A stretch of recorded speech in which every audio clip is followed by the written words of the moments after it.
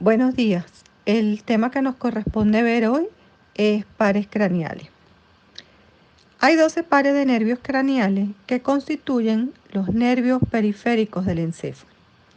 Todos estos nervios abandonan el cráneo a través de fisuras y forámenes para distribuirse tanto en cabeza como en cuello, principalmente. Solo el nervio vago es quien va a inervar estructuras que están fuera de la cabeza y cuello, como son tórax y abdomen. Todos estos nervios craneales se van a originar en el tallo cerebral. Como ya dijimos, los pares craneales son 12 y cada uno de estos pares craneales tiene nombre. El primer par es el nervio olfatorio, el segundo par el nervio óptico, el tercer par nervio motor ocular, el cuarto par patético, el quinto par trigémino, el sexto par nervio ocular motor, el séptimo par nervio facial, el octavo par nervio acústico, el noveno par nervio glosofaringio, el décimo par el nervio vago, el onceavo par nervio espinal y el doceavo par el nervio hipogloso. De esta manera quedan constituidos los 12 pares craneales. Primer par o nervio olfatorio. El nervio olfatorio cumple una función netamente sensitiva, o sea, es un nervio sensitivo. Él conduce impulsos olfatorios de la nariz al sistema nervioso central. La exploración del primer par craneal se realiza empleando sustancias de olor familiar y no irritante, como café, alcohol, tabaco o perfume. Para valorar el sentido del olfato, presenta el paciente olores familiares y no irritantes como los que ya nombramos. Primero debe asegurarse de que ambas cavidades nasales estén permeables. Luego, comprima un lado de la nariz y pida al sujeto que huela a través de la otra. La persona debe cerrar los ojos. Ocluye una narina y valore el olfato en el otro lado, con sustancias tales como las que ya nombramos, café, jabón, vainilla. Y pregunte a la persona si huele algo. Y de ser así, ¿qué huele? Lo normal es que la persona perciba el olor en ambas narinas y con frecuencia pueda identificar el tipo de olor. Dentro de las alteraciones del nervio olfatorio tenemos la hiposmia, parosmia y cacosmia. La hiposmia no es más que la disminución de la capacidad olfatoria. La parosmia es una percepción de olores distintos a los reales y la cacosmia es una variedad de la parosmia que no es más que la percepción de olores desagradables. La pérdida del olfato tiene muchas causas o las alteraciones del olfato pueden tener muchas causas. Dentro de las más comunes son las enfermedades nasales, los traumatismos cráneoencefálicos, el tabaquismo y el consumo de cocaína también pueden producir alteraciones olfatorias, así como algunas tumoraciones de las bases de los lóbulos frontales. Otra forma de valorar las alteraciones del olfato, como la anosmia o la hiposmia, es que pueden ser divididas en locales o centrales. Las locales son aquellas lesiones producidas por alteración de la mucosa nasal, y ahí es donde tenemos la rinitis. Y las centrales, bueno, pueden ser unilaterales, donde están alteraciones de la cintilla olfatoria, donde puede ser ocasionada por tumores bien sea de la hipófisis o del lóbulo frontal, y también puede ser ocasionada por traumatismo cráneoencefálico. Entonces, de esta manera es otra forma de cómo dividir los trastornos de la olfacción. Nervio óptico o segundo par craneal. Dentro de la exploración del nervio óptico vamos a valorar varios puntos. En primer lugar, el examen de la agudeza visual.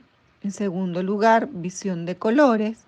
Posteriormente, campo visual o campimetría, fondo de ojo y reflejo pupilar. Entonces, para la valoración del nervio óptico debemos tomar en cuenta estos 5 puntos que deben ser valorados.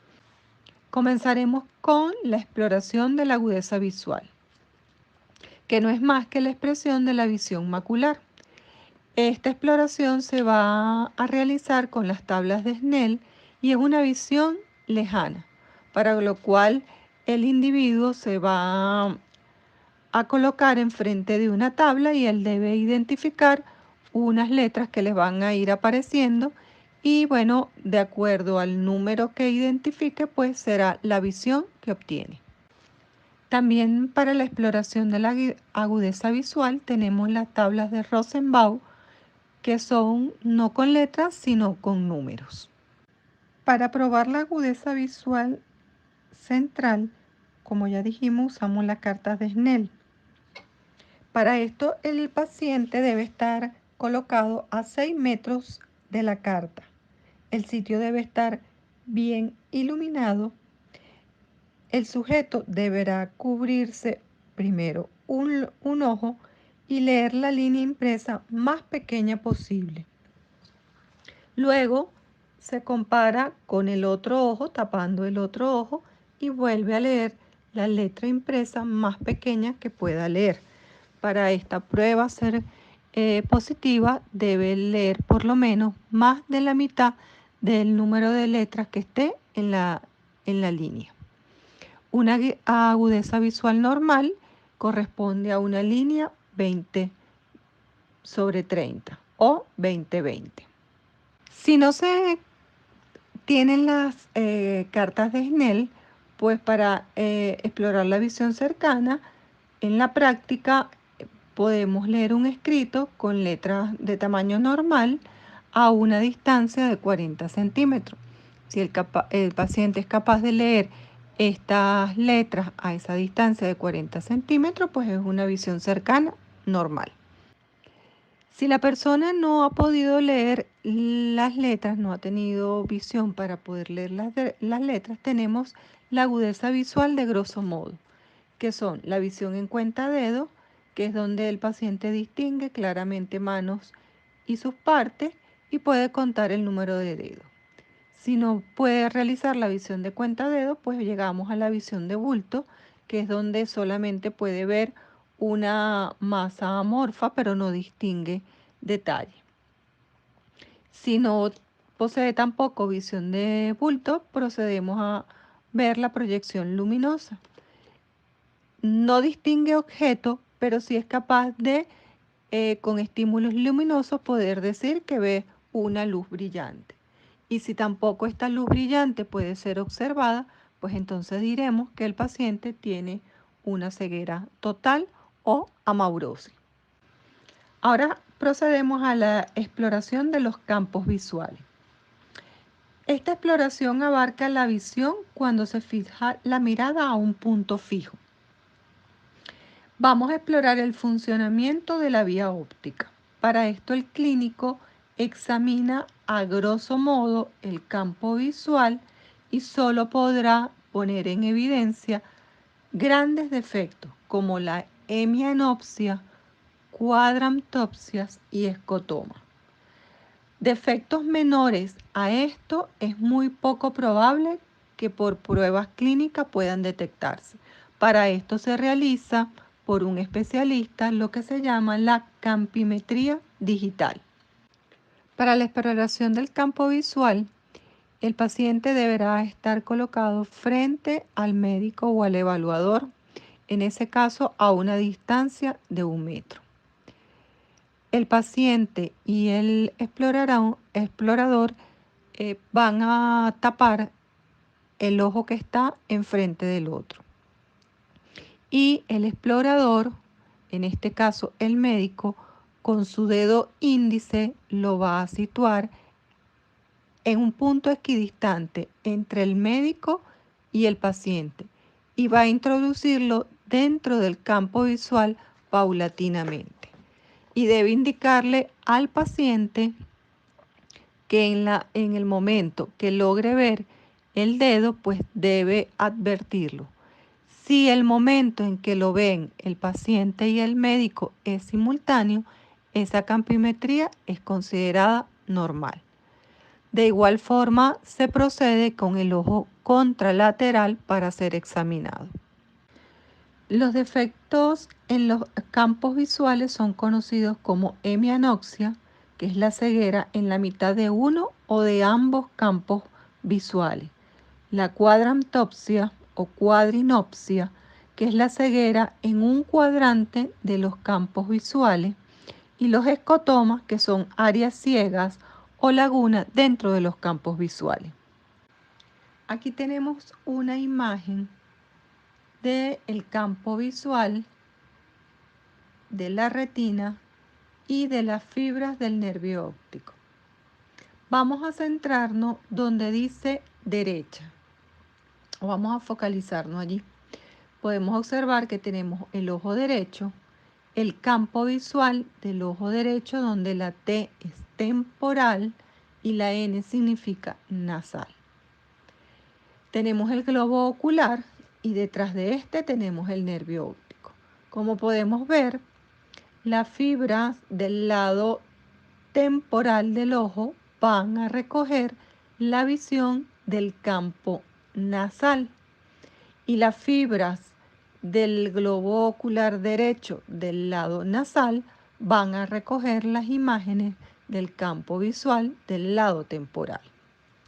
Entonces, si observamos el gráfico, podemos ver que si tenemos una lesión completa, que es el punto A del nervio óptico, pues nosotros vamos a tener una ceguera en el ojo derecho.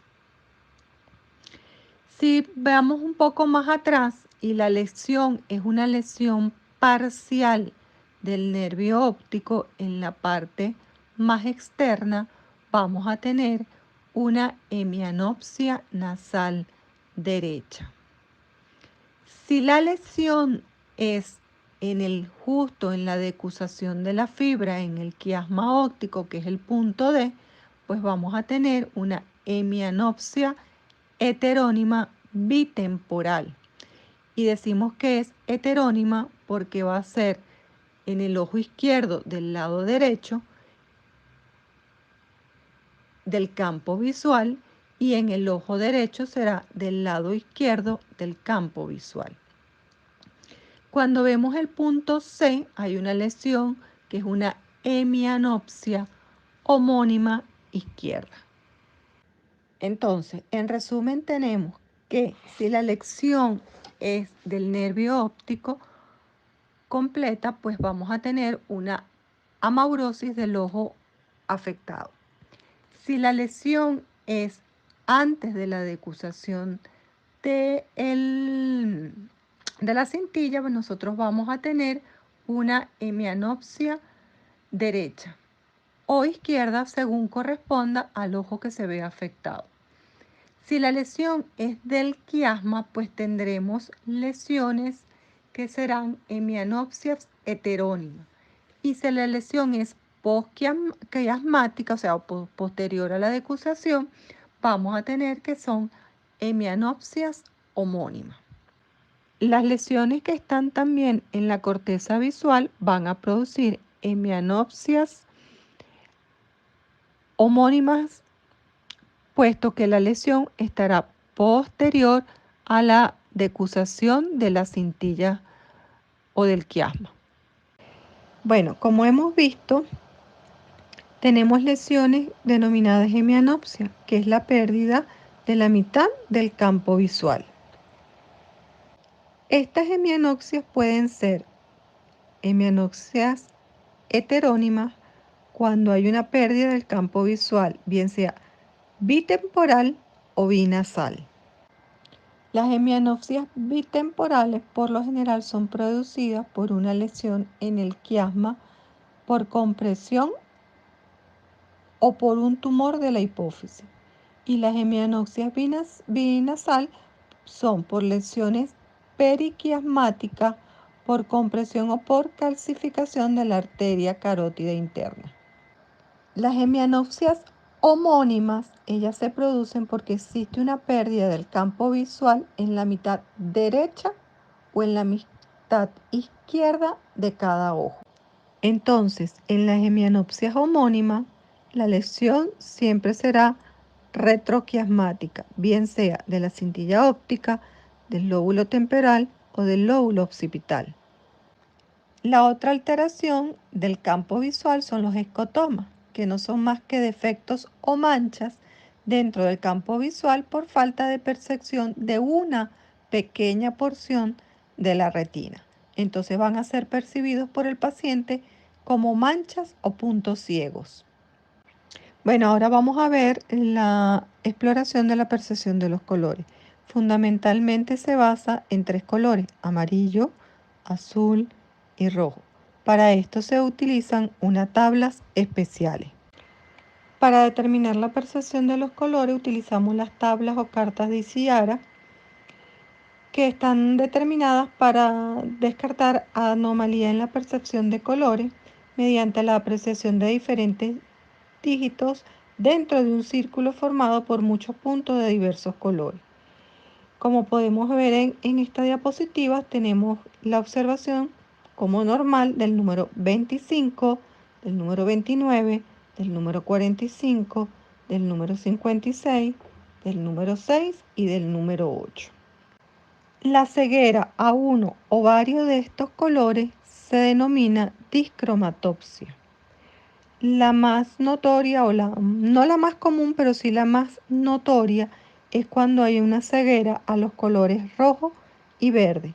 Por tanto, se conoce como discromatopsia al rojo y al verde, y es lo que nosotros conocemos como daltonismo.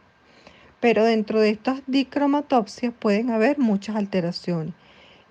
Imposibilidad para ver el color verde, o confundir el color verde con el gris, o confundir los diferentes tonos de verde dentro de una gama.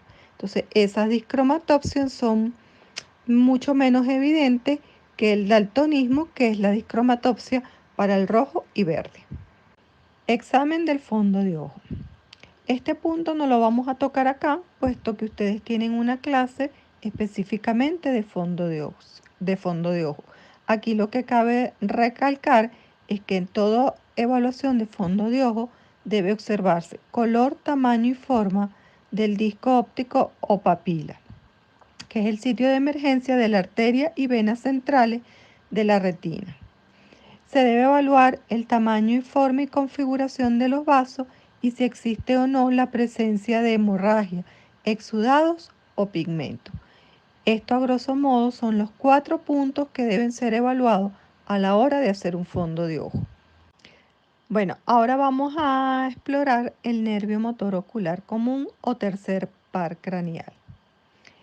Este nervio tiene una inervación motora, que es la inervación de los músculos motores del ojo, y una inervación parasimpática o visceral, que es la acomodación del cristalino y la contracción del iris. Entonces, este es un nervio mixto, puesto que tiene dos funciones: una función motora y una función parasimpática o visceral.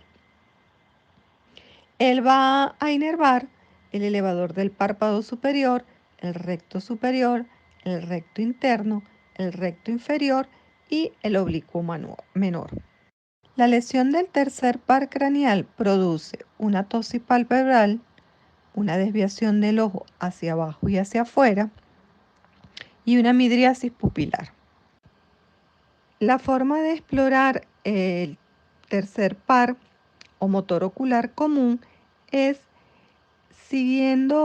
manteniendo la cabeza fija del paciente.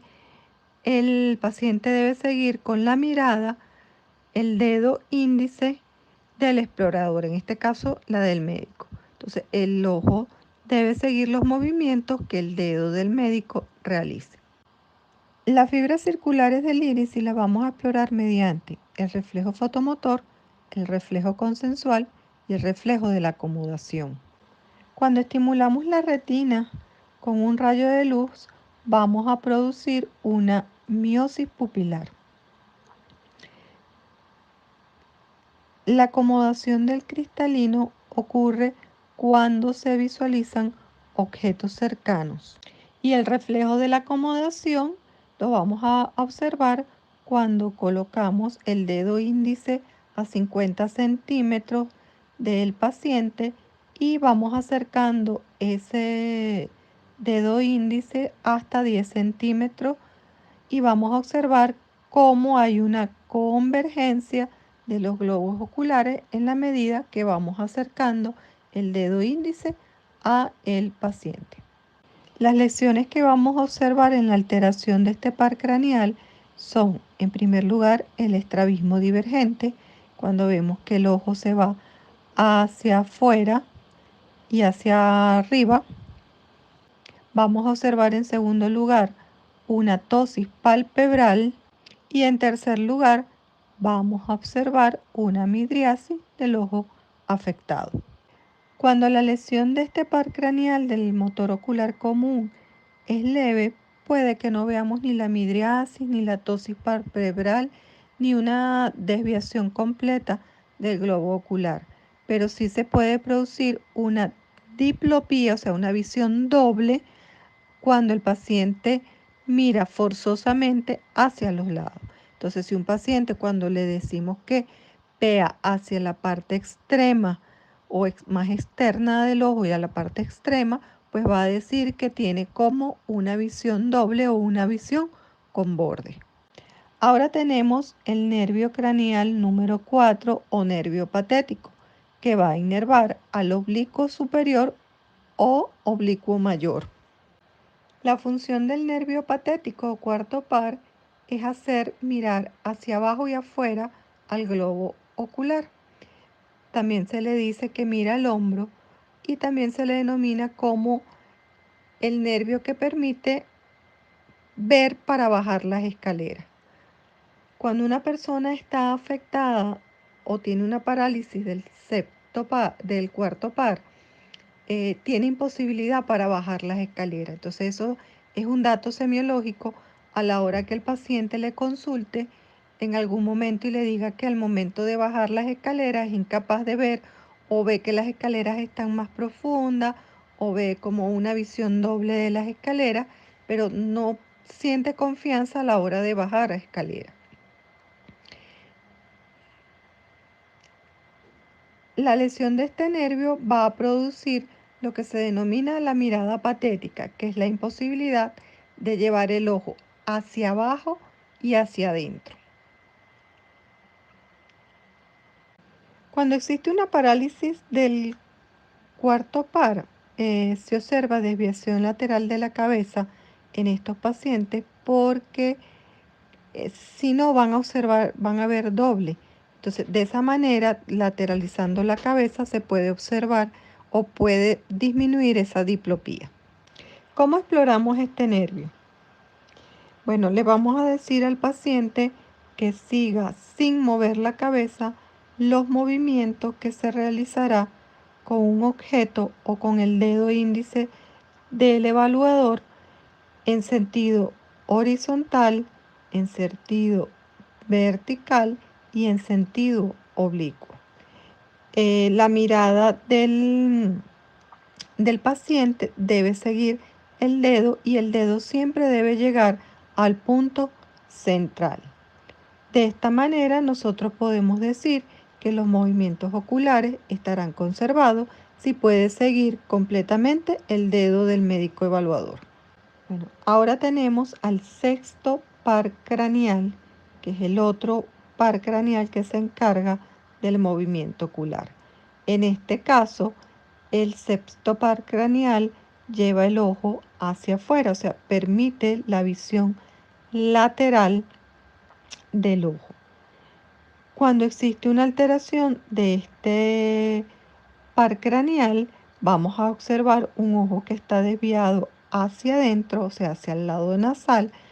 Puede tener diplopía al hacer mirar al paciente hacia la parte temporal o hacia la parte externa del campo. En esta diapositiva podemos observar todos los movimientos oculares en sus diferentes posiciones. Entonces aquí vamos a ver cómo el ojo puede ver hacia arriba y hacia afuera, totalmente hacia arriba, hacia abajo, hacia afuera, hacia la parte nasal y hacia la parte inferior. y cómo lateralizando la cabeza puede también movilizar el globo ocular. El quinto par craneal o nervio trigémino tiene su origen en la protuberancia. Este nervio se divide en tres ramas: la oftálmica, la maxilar y la mandibular. Quinto par o nervio trigémino cumple una función mixta, motora y sensitiva. Predomina la función sensitiva, que no es más que proporcionar la sensibilidad de la cara, y la parte muscular viene dada por la inervación de los músculos de la masticación. El núcleo motor va a proporcionar la inervación de los músculos de la masticación, como ya dijimos, que es el macetero, pterygoideo lateral y medial, temporal, vientre anterior del músculo digástrico y miloioideo, el músculo tensor del tímpano y el músculo tensor del velo del paladar. ¿Cómo explorar la función motora? En primer lugar, palpando los músculos temporales que están situados lateralmente en la frente, y se comprueba al pedirle al paciente que mastique. Estos músculos se van a contraer. En segundo lugar, palpamos los maceteros por delante y por debajo de la articulación temporomandibular, y vamos a comprobar, cuando el paciente cierre la mandíbula, contracción de estos músculos. Y por último, le vamos a pedir al paciente que lateralice la mandíbula. De esta forma queda explorada la función motora del trigémino. Para explorar la función sensitiva del trigémino, debemos seguir las reglas generales de exploración de la sensibilidad. En primer lugar, exploramos a nivel facial el tacto, la sensibilidad dolorosa y, en algunas oportunidades, la sensibilidad térmica. Para esto utilizamos un algodón o un alfiler con la punta roma, tocando las diferentes áreas del nervio: la frente, la mejilla y la mandíbula. La rama oftálmica del quinto par va a recoger la sensibilidad de la superficie del ojo, y la forma de evaluar es a través del reflejo corneal. Y esto lo vamos a hacer utilizando un algodón que va a estar enrollado y estirado en forma de punta. Le vamos a decir al paciente que mire en la posición contraria al cual vamos a hacer la estimulación, y con esa punta del algodón vamos a tocar la córnea. En ese momento el paciente va a cerrar el ojo. La vía aferente de este estímulo es el nervio trigémino, pero la eferente motora va a venir dada por el nervio facial. La afectación del nervio o cualquiera de sus ramas va a producir debilidad y atrofia de la musculatura correspondiente, desviación de la mandíbula hacia el lado del músculo débil a medida que se va abriendo lentamente la boca, y el reflejo corneal estará abolido. La sensibilidad facial va a estar disminuida dependiendo de la rama sensitiva que esté afectada, bien sea la oftálmica, la mandibular o la maxilar. La neuralgia del trigémino es una afectación del nervio trigémino, en el cual va a haber episodios de dolor intenso localizado en la zona de labios, encías, nariz, cuero cabelludo, frente, mandíbulas y ojo, y puede ser desencadenada por cualquier estímulo a nivel de la cara. Séptimo par craneal o nervio facial. Tiene su origen en la protuberancia. Es un nervio con función mixta, principalmente motora, a través de controlar los músculos de la expresión facial, y su parte sensitiva viene dada a través de la sensibilidad de los 2/3 anteriores de la lengua. El nervio facial se explora con la inspección de los rasgos fisonómicos de la cara, observando si existe simetría entre ambas hemicaras. Donde podemos mejor observarlo es a nivel de las comisuras labiales, la apertura ocular y el parpadeo. Para explorar la función motora, nosotros debemos observar en reposo las simetrías de ambas hemicaras. Debemos observar los movimientos espontáneos. Debemos fijarnos si existen o no arrugas frontales, surcos nasolabiales y la comisura labial. Si esta comisura labial está desviada, si hay surcos frontales que estén borrados y cómo están el surco nasolabial, si está desviado o no. Le pedimos al paciente que cierre fuertemente los ojos, que apriete bien los ojos y tratamos nosotros de abrirle los ojos con los dedos. Debemos ser incapaz de abrir esos ojos. Eso será un estado normal. Además de eso, le vamos a decir al paciente que sonría, que nos enseñe los dientes y debemos estar viendo que ambos surcos labiales estén a la misma altura. Y debemos decirle al paciente también que abombe los carrillos y estos deben estar ambos con la misma tensión y no debe existir ninguna fuga de aire. Para explorar la función sensitiva del nervio facial, nosotros debemos determinar el gusto en los 2/3 anteriores de la lengua. Para esto le vamos a aplicar sustancias dulces o saladas o ácidas en la parte anterior de la lengua, manteniendo siempre la nariz cerrada. El paciente debe ser capaz de percibir el sabor dulce, ácido o salado. Debemos hacer diferencia entre lo que es una parálisis facial periférica, que es una lesión de la motoneurona inferior, y una parálisis facial central, que es una lesión de la motoneurona superior. En la parálisis facial periférica, nosotros vamos a observar que existe debilidad de los músculos de la hemicara del mismo lado afectado y va a ser una debilidad completa. El paciente va a tener dificultad para retraer la boca del lado lesionado y además de eso va a presentar una frente lisa, o sea, va a ser incapaz de arrugar la frente del lado que está afectado. Además de eso va a tener dificultad para cerrar el párpado del mismo lado de la afección. Y es lo que conocemos como signo de Bell.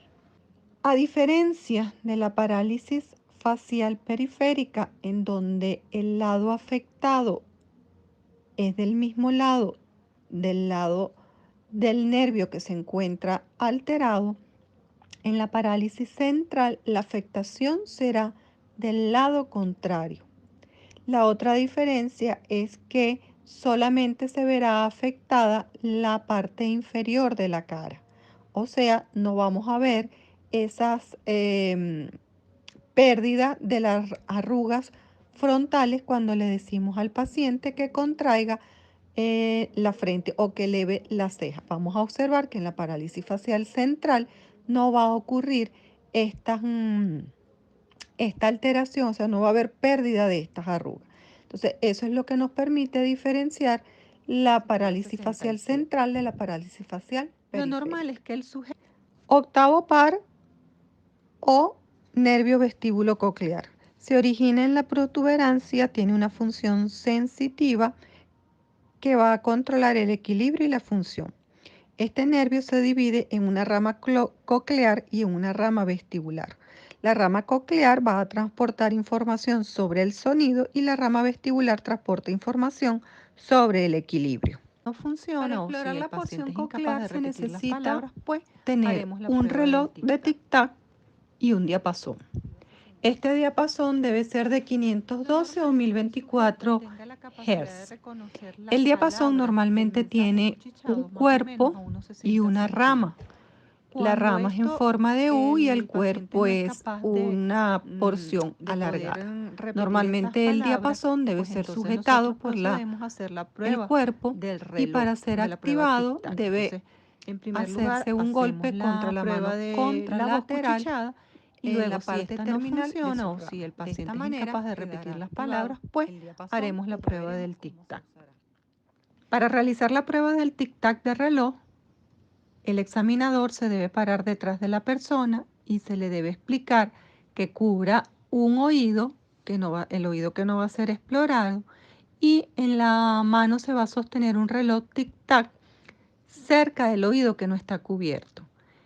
Se le debe pedir al sujeto que diga sí en el momento en que lo oiga y que diga no cuando deje de oírlo. Se coloca el reloj cerca del oído, el paciente dirá si lo oye y se va alejando el reloj tic-tac del oído. En el momento que deje de percibirlo, el paciente debe notificarlo. El paciente debe estar capacitado para oír hasta por lo menos 50 a 60 centímetros después de que el reloj es retirado.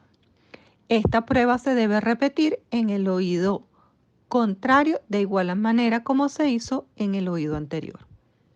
Otra forma de explorar la agudeza auditiva es a través de la prueba de la voz cuchicheada. En este caso, el evaluador se colocará detrás del sujeto, se le va a pedir que con su mano se tape un oído y el explorador va a decir una frase cuchicheada detrás de la persona.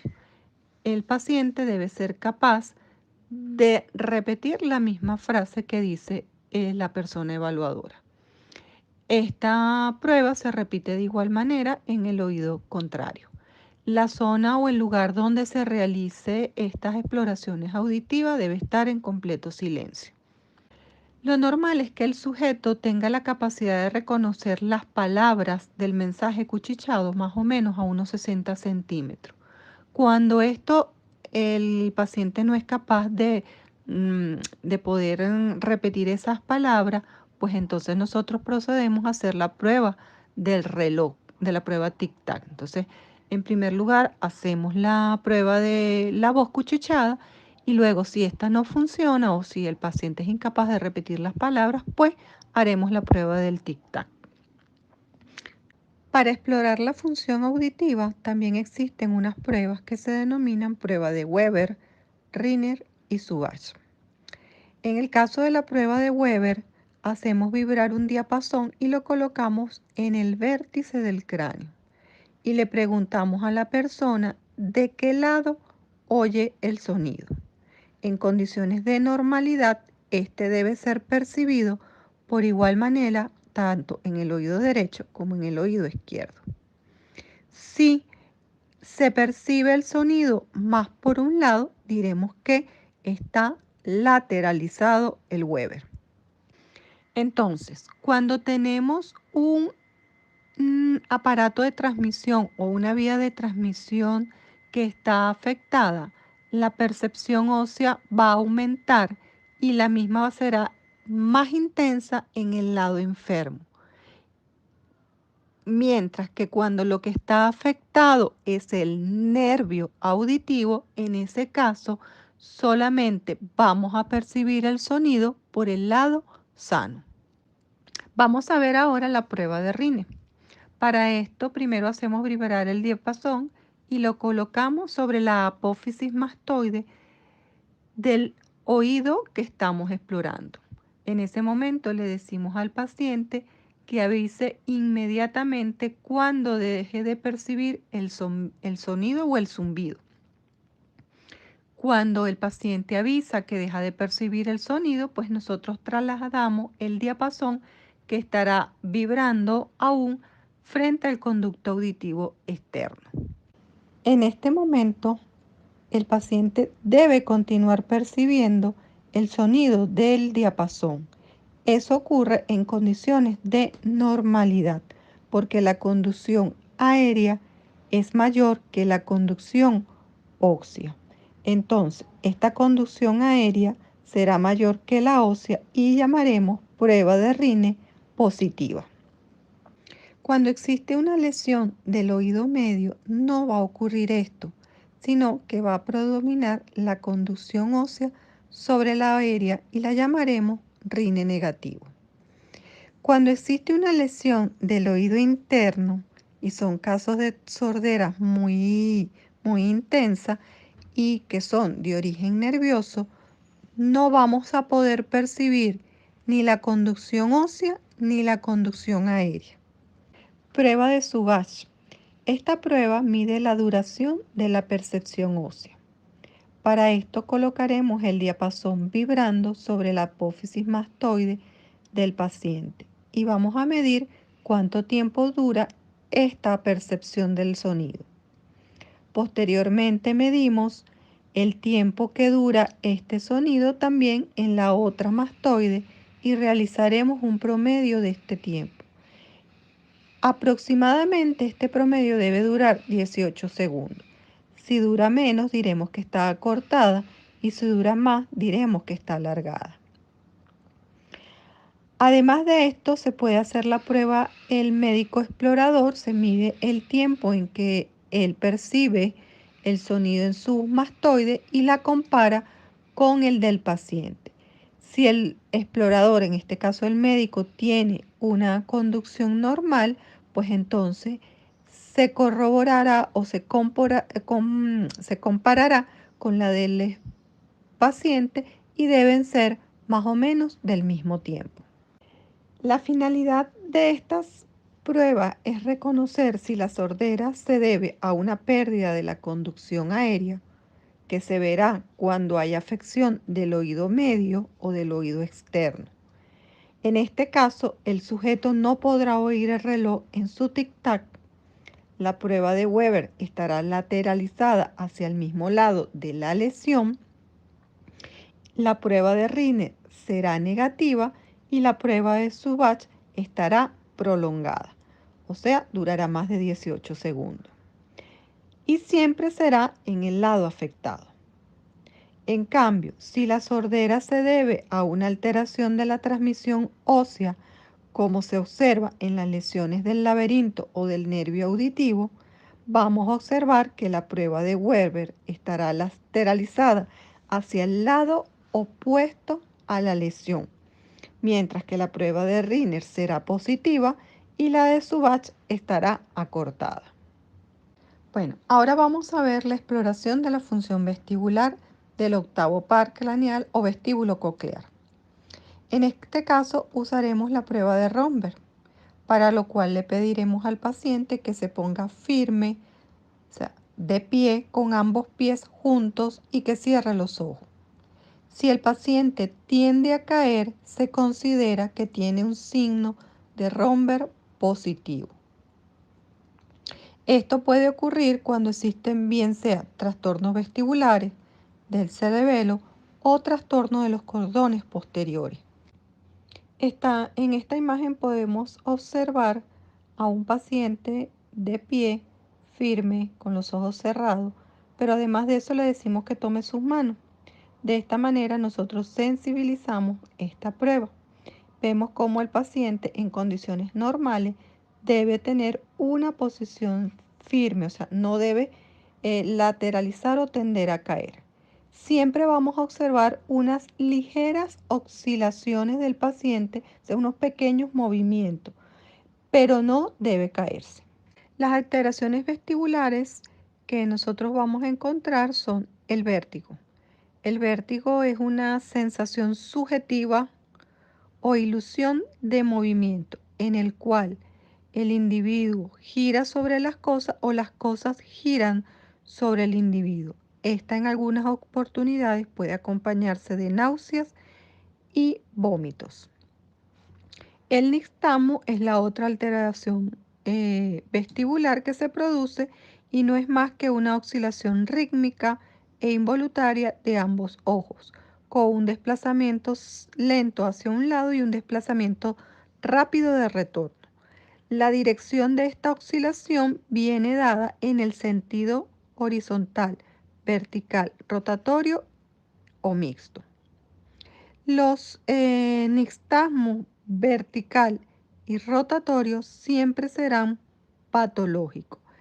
El nixtasmo horizontal puede ser provocado cuando le decimos al paciente que tenga una mirada extrema o cuando el paciente va en un automóvil y va observando lo que tiene alrededor. En ese momento nosotros podemos ver que el paciente tiene un nixtasmo horizontal y no ser patológico.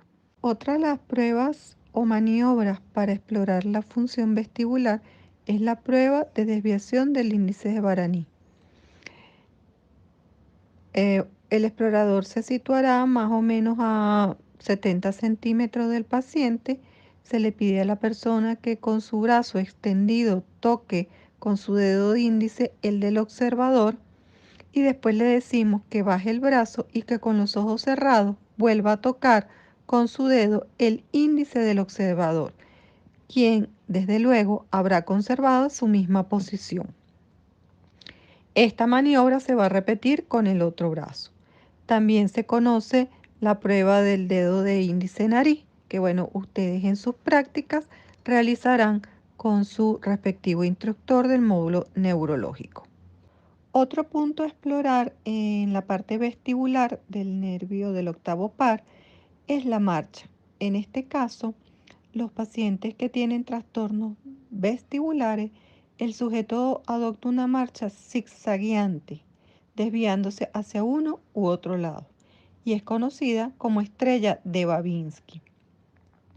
Y es como van a poder observar ustedes en esta diapositiva. Al paciente se le ordena caminar 10 pasos hacia adelante y 10 pasos hacia atrás, y cuando lo haga no va a conservar una misma ruta, sino que va a ir haciendo cambios en esa posición, y es como si dibujara una estrella.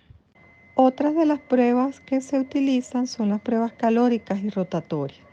Realmente estas pruebas ya prácticamente no se usan, forman parte de la historia de esto, pero es bueno que las lean y las conozcan cómo se realizan. Estas pruebas simplemente lo que hacen es reproducir un vértigo en el paciente y producir náuseas y vómito, por eso es que se usan muy poco, y luego observar el nixtasmo que se va a producir. Esa es la finalidad de estas pruebas. Noveno par o glosofaringio. Tiene un origen en el bulbo raquídeo. Su función es mixta.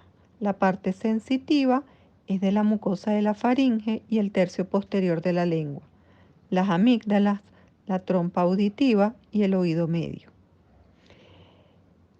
Su función motora viene dada para el músculo estilofaringio y además tiene una acción secretora de la parótida. La inervación sensitiva va a ser del velo del paladar y la laringe, y la función gustativa del tercio posterior de la lengua. Como vemos entonces, la lengua tiene una inervación compartida a nivel sensitivo entre el trigémino y el glosofaringio. El reflejo nauseoso nos va a dar información de la función sensitiva del glosofaringio y de la función motora del nervio vago.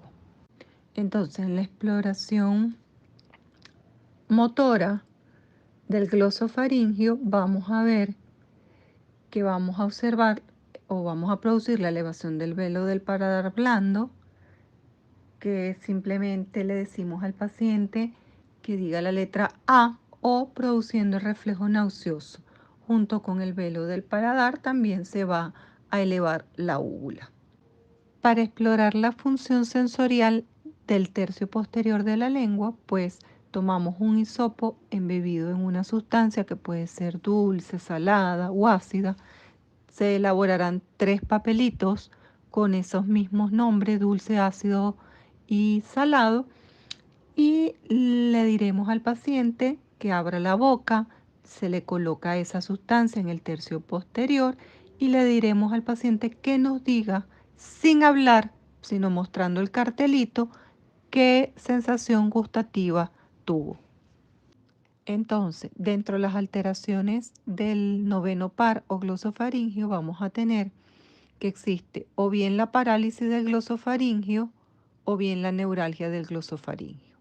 En la parálisis del glosofaringio vamos a tener dificultad en la deglución y trastorno del gusto. Vamos a ver el signo de cortina de Werner. Esos son los dos signos o las dos características que nos permiten evidenciar la parálisis del glosofaringio. Mientras que en la neuralgia del glosofaringio, ¿qué vamos a tener?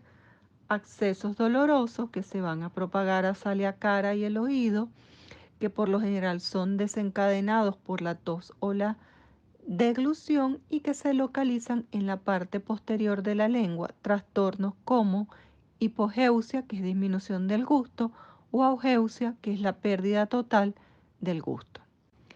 Décimo par o nervio vago.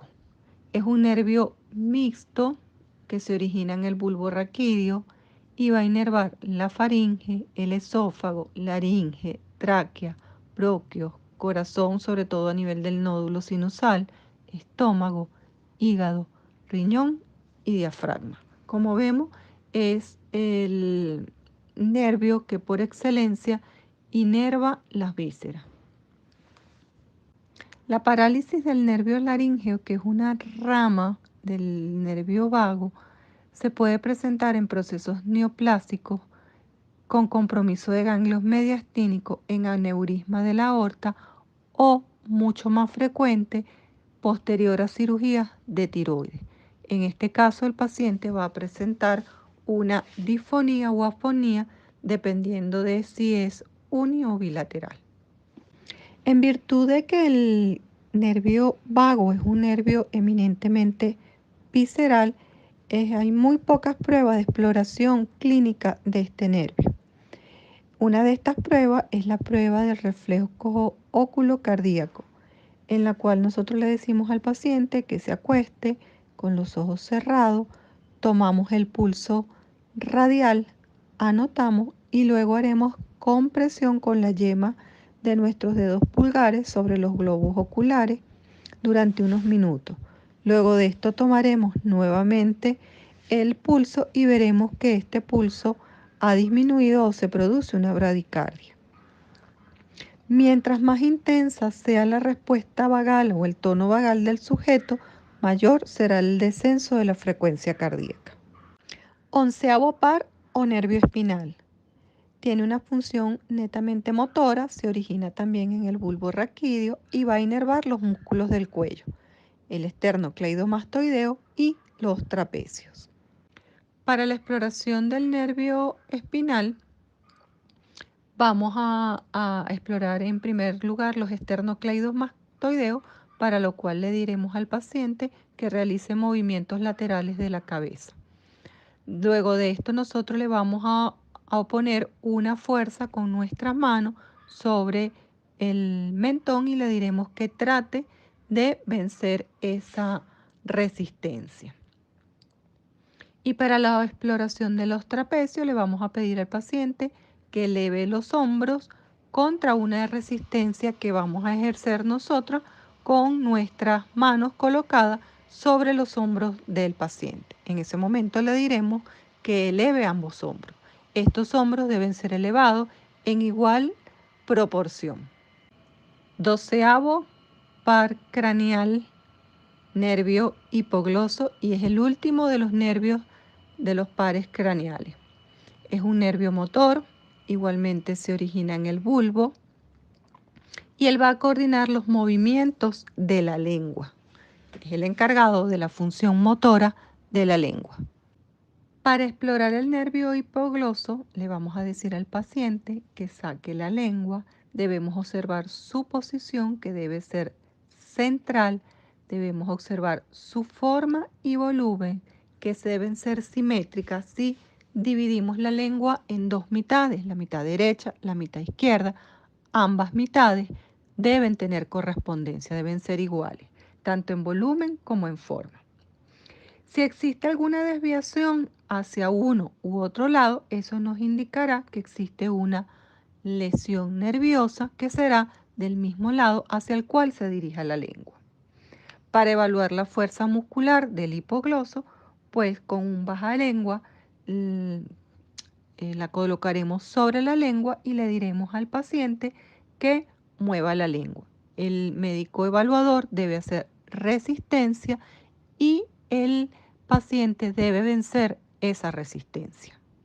En esta figura podemos observar desviación de la lengua. En el caso A existe una lesión del nervio hipogloso izquierdo, ya que la lengua se dirige hacia el lado izquierdo. y en la B existe una lesión del hipogloso derecho, ya que ésta se desvía hacia el lado derecho. Con esta diapositiva terminamos todo lo que tiene que ver con pares craneales. Esto es simplemente un resumen breve de la función y modo de exploración de cada uno de los nervios craneales. Ustedes con su profesor del módulo neurológico deben complementar cada una de estos nervios y cada una de las maniobras para su exploración, así como profundizar en las patologías que se pueden observar en cada una de la afectación de estos nervios.